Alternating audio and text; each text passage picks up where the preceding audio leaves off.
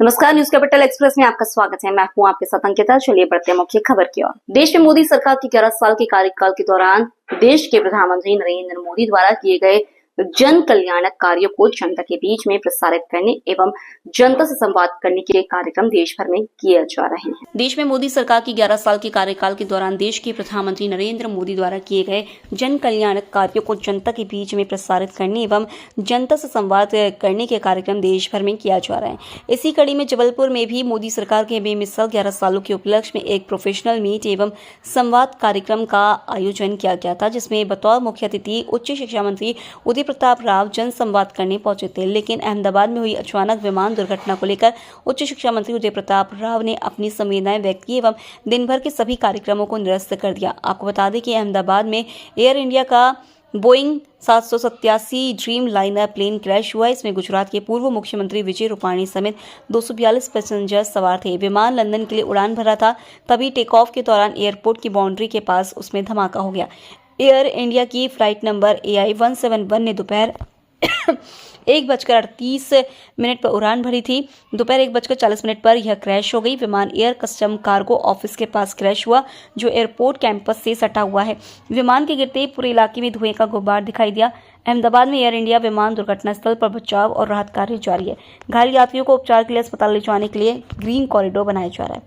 जबलपुर से वाजिद खान की रिपोर्ट। आज आप सबकी संख्या और हमारे समाज की उपस्थिति इस बात को बताती है कि आज के आयोजन को लेकर पार्टी ने बहुत गंभीरता से तैयारी की थी और आप सबकी उपस्थिति इस बात को प्रमाणित भी करती है। लेकिन एक दुखद घटना आज हमारे देश में हुई। मुझे लगता है बहुत लंबे समय के बाद इस तरह का वाक़या हमारे देश में हुआ, जब अहमदाबाद में एयर इंडिया का एक विमान जो भारत की भूमि से बाहर जा रहा था, उसके अचानक दुर्घटनाग्रस्त होने से लगभग 250 हमारे नागरिक, हमारे स्वजन, जिसमें हमारे वरिष्ठ नेता और गुजरात के पूर्व मुख्यमंत्री आदरणीय रूपाणी जी भी उस प्लेन में सवार थे, दुर्घटनाग्रस्त हुआ है। यह हम सब के लिए, पूरे दुनिया में रहने वाले भारतवंशियों के लिए बहुत चिंता और दुख का विषय है कि आज हमारे बीच के लोग अचानक इस दुर्घटना के शिकार हुए। मुझे लगता है कि इस हॉल में बैठे हम सब ने, जिसने भी टीवी पर इस घटना को देखा, जिनके स्वजन इस घटना में आहत हुए, सबके लिए बहुत बड़े दुख का विषय है। हम सब अपनी तरफ से बहुत दुखद परिस्थितियों में उनके परिजनों के लिए तो संवेदना तो व्यक्त करते ही ईश्वर से भी प्रार्थना करेंगे कि वो इस गहन दुख के क्षण में उनके परिजनों को सामर्थ्य और शक्ति दे। और जो अचानक हुई दुर्घटना के बाद हम सबको छोड़कर चले गए, ईश्वर उनको अपने चरणों में स्थान दे। हमारे पास मुझे लगता है अपने भावना, अपने शब्दों, अपनी अभिव्यक्ति के अलावा इस समय और कुछ नहीं। हृदय तक की गहराइयों से विनम्र श्रद्धांजलि, शोक श्रद्धांजलि अभी हम अर्पित करेंगे और श्रद्धांजलि भी देंगे। तो आप सबसे यही अनुरोध है कि हम सब दुख की घड़ी में और परिजनों के साथ हमारी भावना व्यक्त करें। अध्यक्ष जी को नमस्कार जी।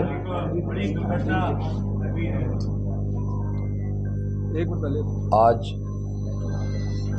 जबलपुर में पूर्व निर्धारित कार्यक्रम के अनुसार भारतीय जनता पार्टी की तरफ से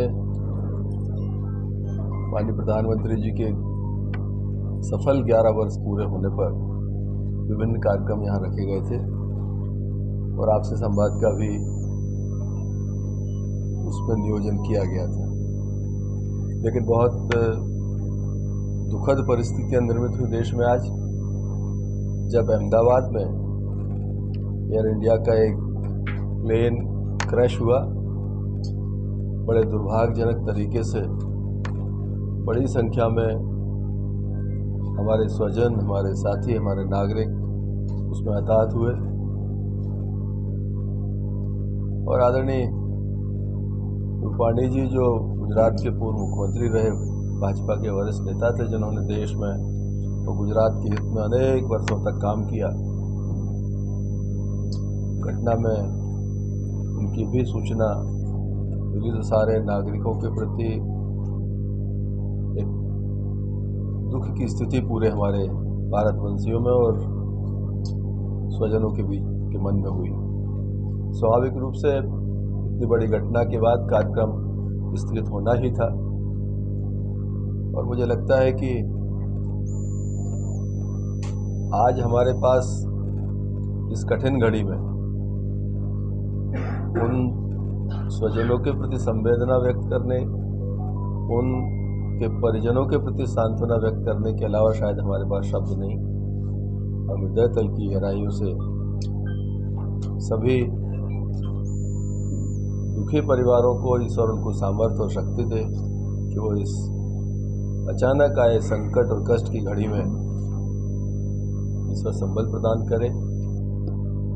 साथ ही जो इस दुर्घटना में असमय हमारे बीच से चले गए, उन स्वजनों को भी ईश्वर अपने श्री चरणों में स्थान देगा, ऐसी प्रभु से हम प्रार्थना करते हैं। और प्रभु से ये भी प्रार्थना करेंगे कि कभी इस तरह की घटना ना हो। ऐसी परिस्थितियां निर्मित होने से स्वाभाविक रूप से बहुत कष्ट आम नागरिक को भी होता है और जिनके परिजन इसमें शामिल होते हैं उनको विशेष रूप से होता है। पासी में खड़े सागर चौधरी नामक युवक भी वहीं टहल रहा था, तभी युवकों ने भी सड़क में टॉयलेट करना शुरू कर दिया। इस पर सागर चौधरी ने आपत्ति जताई। टॉयलेट करने से मना करने की बात आरोपियों को इतनी नागवार गुजरी कि उन्होंने धक्का मुक्की करते हुए राहुल चौधरी पर चाकुओं से दनादन वार कर दिए। ये पूरी वारदात शराब दुकान के सामने घटित हो रही थी, लेकिन किसी भी व्यक्ति ने बीच बचाव करने की जहमत नहीं उठाई। इधर भीड़ इकट्ठी होते देख आरोपी मौके से फरार हो गए। सूचना पर पहुंची पुलिस ने तत्काल घेराबंदी की और 5 आरोपियों को गिरफ्तार किया। चाकूबाजी से घायल सागर चौधरी के उपचार के दौरान मौत हो गई, जिस पर सभी आरोपियों पर हत्या का मुकदमा दर्ज कर कार्रवाई की जा रही है। भाई साहब, ये कौन था और किसने इसे चाकू मारा था, पूरा घटनाक्रम क्या था? देखें भैया, जो चंडाल भाटा एरिया है, वहाँ पे पुरानी शराब की दुकान के सामने जो हमारा भतीजा था, कुछ अदर समाज के साथ इनका वाद विवाद हुआ है। वाद विवाद के दौरान उस बंदे हमारे भतीजे को चाकू मारी गई, जो कि छाती पे लगी। छाती पे लगने के बाद वो जो चाकू थी हार्ट में टच हुई और जिसके कारण से खून का रसाव ज़्यादा हुआ और उसकी बेचारे की मृत्यु हुई। और दूसरी बात ये भी है कि हम ये भी चाहते हैं कि प्रशासन से कि भैया जो भी व्यक्ति ने ऐसा अज्ञात किया है, जो भी घटना हुई है, हम प्रशासन से ये चाहते हैं कि भले बारीक उम्र के हैं लेकिन उनको सज़ा देना कानून का वो है। क्या नाम था इनका जिनको चाकू मारा, कहाँ रहते थे, क्या करते थे? देखें, ये जो है, जो हमारा भतीजा है वो सागर नाम है उसका, सागर चौधरी, और जो पल्लेदारी करके मंडी में पल्लेदारी करके अपना रोजी रोटी का पालन करते थे। प्लस ख़ास बात ये थी कि वो अपने माँ बाप का एक बड़ा बच्चा था और उसके बाद छोटा भाई है जो कि अभी उसकी उम्र 18-19 साल की है, तो वो भी करता है। उम्र कितनी थी सागर की लगभग 25 साल करीब। कहाँ के रहने वाले? ये चेरीताल दमोह रोड चंडाल भाटा। आपका नाम? मेरा नाम है उत्पल सतनामी उर्फ लालू। मैडम, एक चाकूबाजी से मौत हुई है, क्या कुछ मामला था ये मृतक है सागर चौधरी, ये चंडाल भाटा का रहने वाला है और इसका विवाद 5 लड़कों से बाथरूम पास में करने को लेकर के विवाद हुआ था, जिस पे उसको चाकू मारा गया था। वो कल शाम 6 बजे मेडिकल अस्पताल में इलाज के दौरान मृत्यु हो गई है। कितने आरोपी थे इसमें, कितनों की गिरफ्तारी हुई और कहाँ के रहने वाले आरोपी? ये इसमें 5 आरोपी हैं, जिसमें से 3 नाबालिग हैं 2 बालिग हैं। बालिग एक सचिन है और एक राधे है, और सभी रहने वाले चंडाल भाटा के और मजदूरी करते हैं। वजह क्या मारी, क्यों मारी, उन लोगों ने क्यों मारा इसको चाकू? चाकू इसलिए मारा कि ये मृतक वहाँ बैठा हुआ था और आरोपी गणेश वहाँ बाथरूम कर रहे थे, तो इसने बाथरूम करने से मना किया कि कहीं और जाके बाथरूम करो, मैं यहाँ बैठा हूँ करके। तो बोले तू ज़्यादा वो कर रहा है करके, इस तरीके से विवाद हुआ और उस पर चाकू मारा गया। मैडम जो किन धाराओं पे इनके ऊपर मामला दर्ज किया गया है?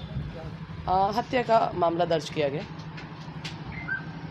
नगर निगम जबलपुर में अनेक विषयों के साथ साधारण सभा की बैठक आज सालगर्भित तरीके से पूर्ण हुई, जिसमें पक्ष और विपक्ष दोनों के ही अनेक मुद्दे के साथ विषयों पर प्रस्ताव पारित किए गए। नगर निगम जबलपुर में अनेक विषयों के साथ साधारण सभा की बैठक आज सालगर्भित तरीके से पूर्ण हुई, जिसमें पक्ष और विपक्ष दोनों के ही अनेक मुद्दे के साथ विषयों पर प्रस्ताव पारित किए गए, जिसमें 18 प्रस्ताव में दोनों ही पक्षों के साथ पारित हुए कुछ अन्य मुद्दे भी रहे, जिसमें डोर टू डोर की समस्या, उस पर भी कहा गया कि इस पर कुछ कमियां हैं जिस पर कि सुधार किया जाएगा।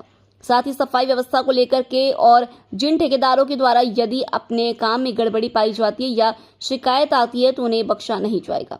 वहीं दूसरी तरफ नेता प्रतिपक्ष में कुछ बातें कुछ विषयों के साथ अधूरी रह गई, जिन्हें आने वाले समय में महापौर और नगर निगम अध्यक्ष के सामने रखा जाएगा। जबलपुर से वाजिद खान की रिपोर्ट।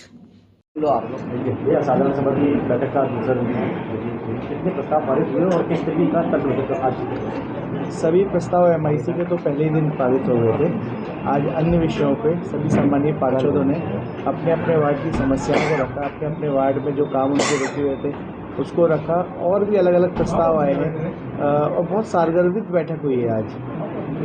मुख्य रूप से जो समस्याएं शहर की माननीय पार्षदों के द्वारा बताई गई, एक डोर टू डोर की समस्या को लेकर बताई कि निश्चित रूप से उसमें कुछ कमी है और उसको पूरा करने के लिए हम लोग हर संभव प्रयास कर रहे हैं, माननीय महापौर जी कर रहे हैं। और पार्षद अनुशंसा के कार्य इस वित्तीय वर्ष के चालू करने के लिए अभी ये सहमति बनी कि 30-30 लाख रुपए के सभी सम्मानीय पार्षद प्रस्ताव बना के अपने जोनों में दें। 30 लाख के काम शीघ्र 1 से 1.5 महीने में सभी सम्मानीय पार्षदों के यहाँ हो जाएंगे। कुछ ठेकेदारों की कुछ कमियां भी पाई गई हैं जिन पर क्या कार्रवाई करेंगे? निश्चित रूप से कोई भी ठेकेदार अगर दोषी होगा उस पर कड़ी से कड़ी कार्रवाई होगी, कोई मरम्मत नहीं होगी। कोई भी ठेकेदार अगर गुणवत्ता से काम नहीं करेगा और उसकी शिकायत आएगी, जांच करा के निश्चित रूप से कार्रवाई की जाएगी। बोल रहे भैया रूपाणी जी भी थे उसमें।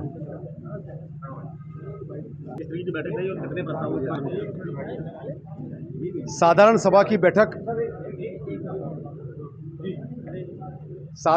की बैठक थी परसों। उसमें 18 जो विषय थे वो 18 मिनट में सर्वसम्मति से पारित हुए। एक अन्य विषय और आया था, उसको भी सर्वसम्मति से पारित किया गया। इसके अलावा हमारे जितने पार्षद साथी विपक्ष और पक्ष के थे, अन्य विषय पर उनको बोलने का पूरा अवसर दिया गया। और ये तक स्थिति मैंने 2004 से कभी नहीं देखी कि अध्यक्ष जी बार बार ये कहें और किसी को बोलना है भाई आप भी बोलिए, आप भी बोलिए। एक पार्षद साथी ने 3-3, 4-4, 5-5 बार भी बोला। कहने का मतलब ये है कि ये लोकतंत्र है, ये लोकतांत्रिक व्यवस्था है कि आपकी समस्या जो भी है वो आप बताइए, उसका निराकरण किया जाएगा। और जो भी समस्याएं पार्षद साथी अपने क्षेत्र की बताते हैं उनको नोट किया जाता है, समस्याओं को निराकरण किया जाता है। अगर कोई गलत जानकारी आती है तो उनको बताया जाता है कि आपके पास जानकारी गलत है, उसे ठीक करें। कुछ एक पार्षद जरूर हैं जो अमर्यादित तरीके से बात करते हैं, अमर्यादित तरीके से कुछ बातें बोलते हैं। मेरा तो आग्रह उनसे भी है, एक पार्षद होने का सौभाग्य किसी भी एक परिवार में, एक खानदान में बड़ी मुश्किल से मिलता है। लाखों लोगों में सैकड़ों लोग ऐसे होते हैं जो पार्षद या उनके ऊपर स्तर पे जीवन जीने का मौका मिलता है। खूब मर्यादित होकर खूब अच्छे से काम करने का जो आनंद है उसका बहुत अलग है। और खूब मर्यादित होकर जबलपुर शहर के विकास के लिए सब मिलकर अच्छे से काम करें तो निश्चित तौर पर हमारा शहर महानगर बन रहा है, बनेगा। और हम सबको भी इस कार्यकाल को बहुत अच्छे से स्वर्णिम अक्षरों में लिखा जाएगा और याद किया जाएगा। जो पार्षद साथी हैं उनके भी कार्यकालों को उनके वार्डों में स्वर्णिम अक्षरों में लिखकर याद किया जाएगा। समय पर वेतन एक ठेकेदार को लेकर बार बार विषय उठता है। कम से कम 10 ठेकेदार हैं अलग अलग जगह जो नगर निगम में काम कर रहे हैं। एक ठेकेदार की गड़बड़ी बार बार आती है। अधिकारियों ने लगभग 40 लाख रुपए विगत माह में ठेकेदार के काटे हैं। शो कॉज नोटिस भी दिया गया है। अगर महीने 2 महीने अगर सफाई कर्मियों का पैसा किसी ठेकेदार के द्वारा रोका जाता है तो निश्चित तौर पर ठेकेदार पर कार्रवाई की जाएगी, और अधिकारियों की गलती होगी तो अधिकारियों को भी निलंबित भी किया जाएगा, विभाग से हटाया भी जाएगा।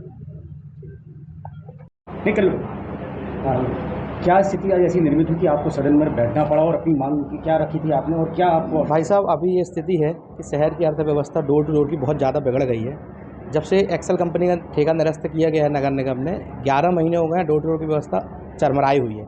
हमारे वार्ड में, हमारा जोन क्रमांक 1 में हमारा वार्ड आता है, 6 वार्ड उसके अंतर्गत हैं। पूरे 6 वार्ड में 5 दिन से लेबर हड़ताल पर डोर टू डोर की। उनका कहना ये है कि 3 माह से हमको पेमेंट नहीं मिली है, और 5 दिन हो गए हैं, आज वार्ड का कचरा नहीं उठ रहा है, पॉइंट के कचरे नहीं उठ रहे हैं। बहुत बड़ी समस्या बनी हुई है। इस कारण से आज हमको सदन में बैठना पड़ा। अधिकारियों पे इस पर सुध नहीं है। माननीय महापौर जी से अवगत कराया हम लोगों ने कि भाई 5 दिन से जब पेमेंट नहीं हो रही, 3 माह से पेमेंट नहीं हो रही है, इतना बड़ा बजट अपन लेके आए हैं, कर्मचारियों की पेमेंट हो नहीं रही है। आज हम सफाई कर्मचारियों का सम्मान कर रहे हैं, बहुत अच्छी बात है, बहुत अच्छा आपने निर्णय लिया सफाई कर्मचारियों का सम्मान करना। परंतु आज हमको ये देखना चाहिए कि उनकी आज रोजी रोटी, आज उनको जब 3-3 माह से जब उनको पेमेंट नहीं मिलेगी तो वो अपना घर कैसे चलाएंगे। हम ये चीज़ भी जानना चाहेंगे कि अगर इस दौरान जब आप वार्ड में जाते हैं तो किस तरीके की जनता की आज मैं आपको बताना चाहता हूँ कि विगत 5 दिनों से वार्ड की स्थिति ये बनी हुई है कि जहाँ से हम लोग जहाँ भी जा रहे हैं, लोगों का कहना ये है कि कचरा क्यों नहीं उठ रहा है, क्या कारण है, नगर निगम पेमेंट क्यों नहीं कर रही कर्मचारियों की, क्यों कचरा नहीं उठाया जा रहा है। फ़ोन आ रहे हैं वार्ड में, लोग हम लोगों को बहुत बुरा भी बोलते हैं कि भाई पार्षद जी आपकी जिम्मेदारी है, और ये हम मानते भी कि जिम्मेदारी हमारी है।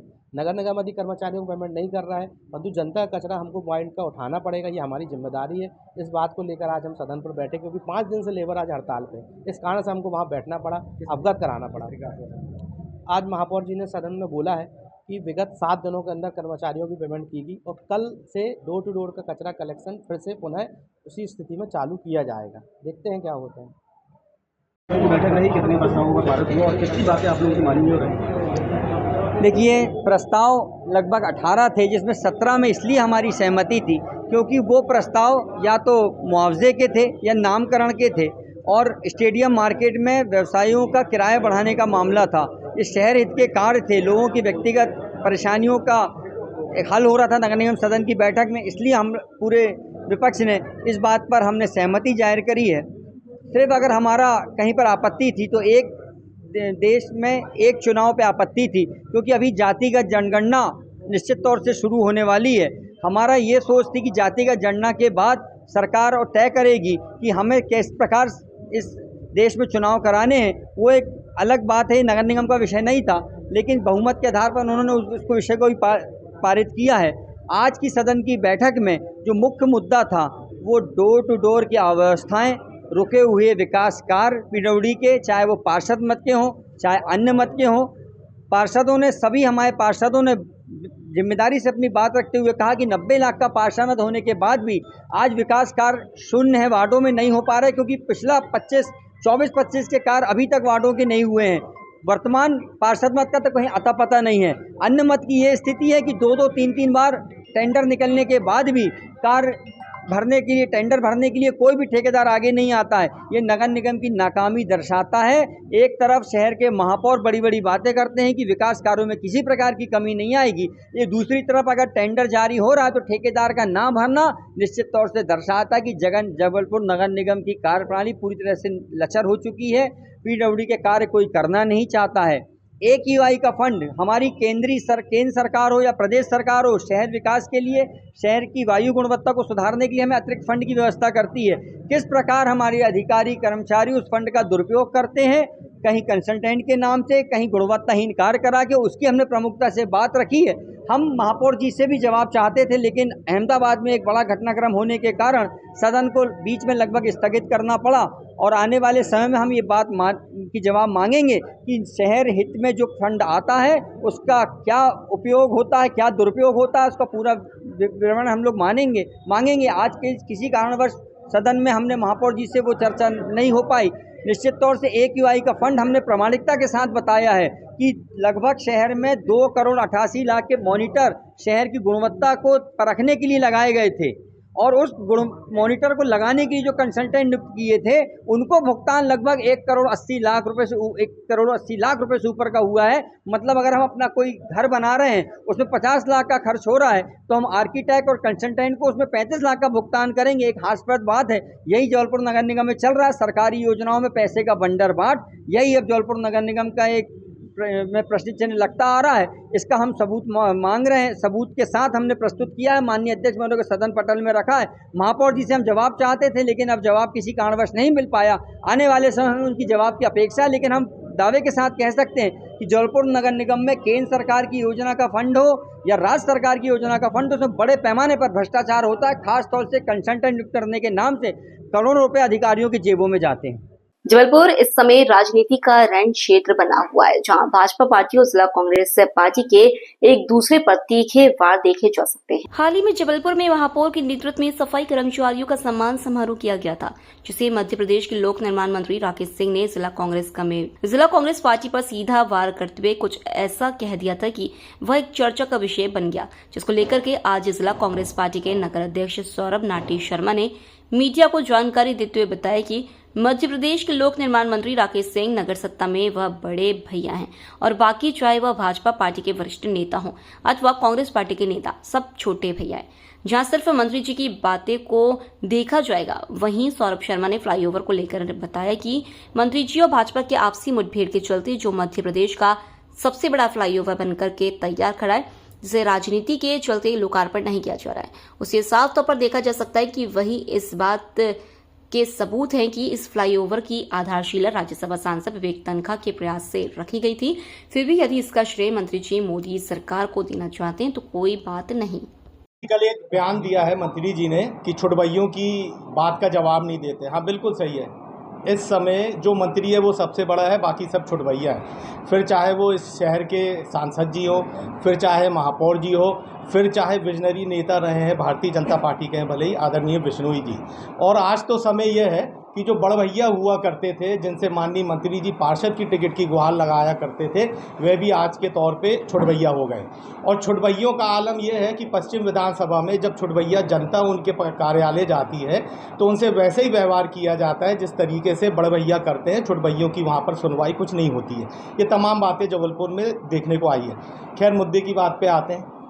माननीय महापौर जी ने परसों सदन में कहा कि फ्लाईओवर के लिए राकेश सिंह जी का सम्मान किया जाएगा। क्यों किया जाएगा भाई सम्मान? राकेश सिंह जी का उसमें क्या योगदान रहा? सम्मान करना चाहिए तो उन मजदूरों का करना चाहिए जिनने वहाँ पर फ्लाईओवर का निर्माण किया, उस जनता का करना चाहिए जिनने माननीय मंत्री जी की जिद के कारण अभी तक उस फ्लाईओवर के लिए तरस रहे हैं, जाम का शिकार हो रहे हैं, कईयों की मौत हो गई है समय पर अस्पताल ना पहुँचते हुए। सम्मान आप उनका कर रहे हो जिनके कुर्ते की क्रीज तक नहीं खराब होती है, उनका आप सम्मान करना चाह रहे हो। दूसरी बात, जो हम लोग बात कह रहे हैं कि इस फ्लाईओवर का निर्माण होके रखा है लेकिन लोकार्पण नहीं किया जा रहा है, इन दो माननीयों की झंझट, इन दोनों माननीयों के झगड़े के कारण, इनके वर्चस्व की लड़ाई और श्रेय लेने की लड़ाई के कारण। एक तरफ राकेश सिंह जी उसका लोकार्पण करना चाहते हैं, एक तरफ आशीष दुबे जी जिनका अधिकार बनता है उसका लोकार्पण का। माननीय राकेश सिंह जी और पूरी भारतीय जनता पार्टी ये बोलती है कि ये सेंट्रल गवर्नमेंट की सौगात है, ये सेंट्रल गवर्नमेंट माननीय मोदी जी की सौगात है। तो माननीय मोदी जी के हाउस का सदस्य जबलपुर में कौन है? माननीय मोदी जी का इस शहर में नुमाइंदा कौन है? माननीय मंत्री जी जिस समय सांसद थे तब से लेके अभी तक हर जगह उनका पत्थर लगेगा। वो इसलिए लगेगा क्योंकि माननीय मंत्री जी का एक सोच रहता है कि जो भी विकास कार्य हो रहा है वो उनके प्रयासों से हो रहा है, और उनके विकास की जो स्थिति है, जो मॉडल है, ये जबलपुर शहर देख रहा है कि सांसद रहते हुए, मंत्री रहते हुए जबलपुर कहाँ तक पहुँचा। अब आपको इस फ्लाईओवर की हकीकत से रूबरू कराता हूं, जो आप लोग भी इसको जानते हैं। ये साल 2014 का मामला है जब माननीय प्रभात साहू जी इस शहर के महापौर हुआ करते थे। उस समय ये फ्लाईओवर की आधारशिला माननीय तनखा जी ने रखी थी। तत्कालीन उस समय अधिकारी हुआ करते थे अजय शर्मा जी। अजय शर्मा जी और नगर निगम के अधिकारी बाई हैंड ये प्रपोजल लेके गए थे। तनखा जी ने उनको आमंत्रित करा था कि आप ये बना के लेके आइए, यूपीए 2 की गवर्नमेंट थी, मैं इसमें पैसा देता हूँ। तत्काल 200 रुपये करोड़ की ये राशि स्वीकृत की गई थी 2014 में, और ये उस समय का वाकया है जब मोदी जी की सरकार नहीं बनी थी। ये तमाम दस्तावेज आपके सामने मैं रखना चाहता हूँ। तो साफ तौर पे भारतीय जनता पार्टी जो एक झूठ की राजनीति कर रही है कि ये भारतीय जनता पार्टी की सौगात है। चलिए हम आपको उसके बाद भी श्रेय दे देते हैं कि ये भारतीय जनता पार्टी की सौगात है। आपको क्या समस्या है 4 माह से जब ये निर्माण होकर रखा है? सिर्फ आपको ये है कि इसमें जो फ्लाईओवर बन रहा है उसमें जो पत्थर लगे वो माननीय राकेश सिंह जी का लगे। अभी कहा जा रहा है कि फ्लाईओवर कंप्लीट नहीं हुआ है। 2023 में जब चुनाव था तब हफ्ता भर के अंदर चूंकि माननीय मंत्री जी को पश्चिम से चुनाव लड़ना था, एकाएक उनको पश्चिम से चुनाव लड़ने का आदेश हुआ, तो हफ्ता भर के अंदर वो जो एक एरिया है, एक जो स्लॉट है फ्लाईओवर का, उसको आनन फानन में चालू कर दिया गया। अब चालू इसलिए नहीं हो रहा है क्योंकि अगर चालू किया जाएगा तो सरकार डिसीज़न नहीं ले पा रही है, भाजपा डिसीज़न नहीं ले पा रही है कि आशीष दुबे जी फीता काटेंगे कि राकेश सिंह जी फीता काटेंगे। तो स्वाभाविक सी बात है कि जब मंत्री जी इस शहर में है तो बाकी पूरा शहर छुड़वैया है और छुड़वैयों की बातों का जवाब नहीं दिया जाएगा। पहले भी मैं बोल चुका हूं, पश्चिम विधानसभा की जो जनता है वो तरस रही है क्योंकि वो सब छुड़वैया है। भारतीय जनता पार्टी के वो सब नेता, कई नेता ऐसे हैं जो उसमें विजनरी हैं, वह सब छुड़वैया हैं राकेश सिंह जी की जिद के सामने। अभी भी समय है, शनिवार को जब हम लोग को कोई शौक नहीं है लोकार्पण का, न कांग्रेस उसका लोकार्पण कर रही है, कांग्रेस एक माध्यम बन रही है जनता से